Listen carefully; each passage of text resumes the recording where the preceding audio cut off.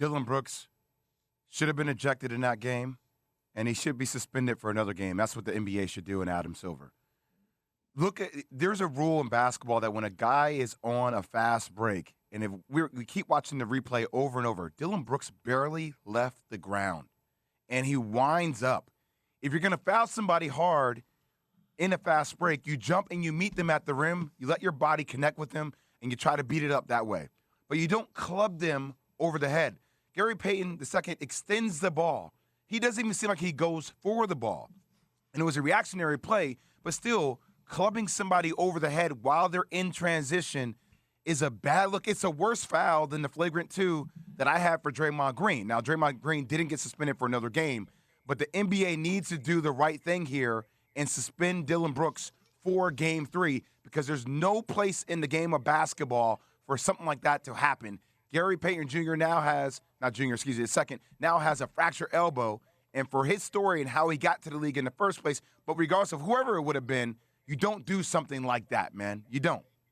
Well, you don't chase down somebody like you said, Jay. And then most of the time when you see people chase from the backside, they're going to attempt to get the ball off the backboard, attempt to get the block. They're not going to swipe. If they can elevate at the highest level to go get it, we've seen it, whether it was with a Giannis, whether it was with a LeBron James. Mm-hmm. If you can go get the ball off the backboard, yes, you do it. But when you don't leave the ground, like you said, Jay, and you go and you wind up and you swipe and you knock a guy to the ground like that, now he has a fractured elbow. We don't know how he's going to return. We hope that he returns a certain way based on what Coach Kerr just said right there. You've been toying around with different leagues for the past 6 years. You finally found a home, and here you is having a guy do something like that to you. The league should take action to some harsher degree than just a flagrant 2. They should make an example out of him for a game or two, in my opinion, because you've now put somebody's career in jeopardy. Know how I always feel as a fan of a team? Like if I'm a fan of the Golden State Warriors, I always want the dude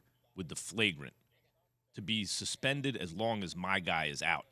Like I know it's an unintentional consequence, but I know. No, you can't do that. He fractured his elbow. It was how you can't really help who you root for. I find myself rooting for Memphis because they're the young, scrappy, right? Like they're not going to get bullied like in game. They came back and they're going to be the bullies. But I'll tell you what, it was a dirty play. And as a result of the dirty play, this is precisely why you don't do it.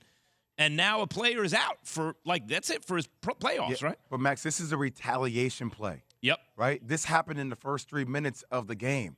So when you think about what Draymond did to Brandon Clark, grab him by the jersey, what typically happens, Key? Like, we were athletes. We've been in locker rooms. Like, you see something like that. You lose a game like that in game 1 at home, right? So when you get in the locker room, hey, man, like, they ain't going to come out here and punk us, not on our home court. Mm-hmm. Like, we have to return the favor. I'm not saying doing it deliberately, but we have to be crazy aggressive. I mean, Draymond Green left the game.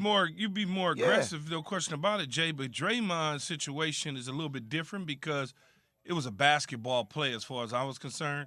He actually was playing basketball, and then once he realized that he grabbed the jersey, he didn't try to yank him to the ground. He tried to give him a message, but at the same time hold him up for not injuring himself to a degree to let him know, yeah, punk, I'm right here. It ain't gonna be easy tonight.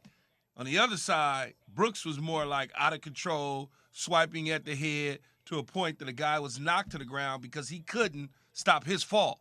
It wasn't nothing Dillon Brooks could do to stop his fall. Well, I mean, the thing that makes it tough about that, though, and I'm not – we can compare the flagrant 2 fouls all day long. But the thing that when you see it, when a guy jumps and his momentum's taking him towards the basket, when you swipe at his head like that, like his body almost becomes parallel to the ground. And when you see players try to break their fall with their hands, that's what leads to something like that. But he should have never been parallel to the ground in the first place, man. But that was a retaliation play, Max. That's right. exactly what that was. 100%. But is that – look, as on the one hand, I'm saying the way I feel as a fan of a team, right? If I'm a Golden State fan, I'm like, I don't want to see the dude who played dirty and that result. I don't want to see him back on the court till my guy's back on the court. I know that's not feasible or realistic, but that's the feeling I get.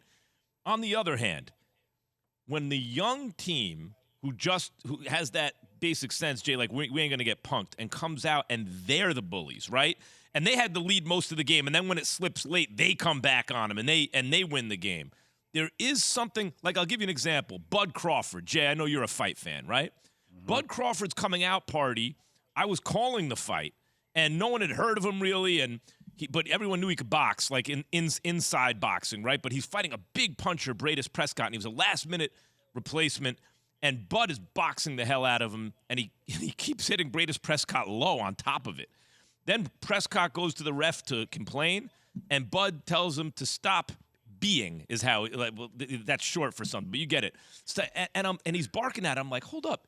You're beating him up, and you're hitting him low, and you're yelling him to stop complaining to the ref about it? Like, he was comprehensively beating him, including bullying him. I thought, this is a bad little dude.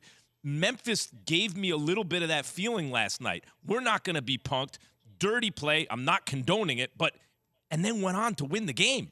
Yeah, it's tough. I know we're going to focus on Dillon Brooks and the flagrant 2 and whether he should be suspended for another game, which I think he should. But I don't want to take away from the highlight and what the narrative of the game should be. I said yesterday this was a legacy moment for Morant coming up. And I'm telling you guys last night, it was block office. The first player since LeBron James and Kobe Bryant to have multiple 45-point games in the playoffs under the age of 23. What he did last night, putting this team on his back in a must-win scenario, was incredible. That's why he is one of the next greats of this game. Oh, he was ridiculously block office. He was There's block office. No question about that. Block office, Jay. He just God, combined Blockbuster and box office. Yes, that is Jordan correct. Poole on skates. Oh, Lord. Jay, I have no idea what block office is. That must be Duke English or something. But Blockbuster. I said block office. Yeah, you said you took box office and Blockbuster. You didn't even realize. You didn't even realize you said. You didn't even realize you said block office. I said it again, and you talk about he was Dillon and Willing. Thanks for watching ESPN on YouTube. For live streaming sports and premium content, subscribe to ESPN Plus right now.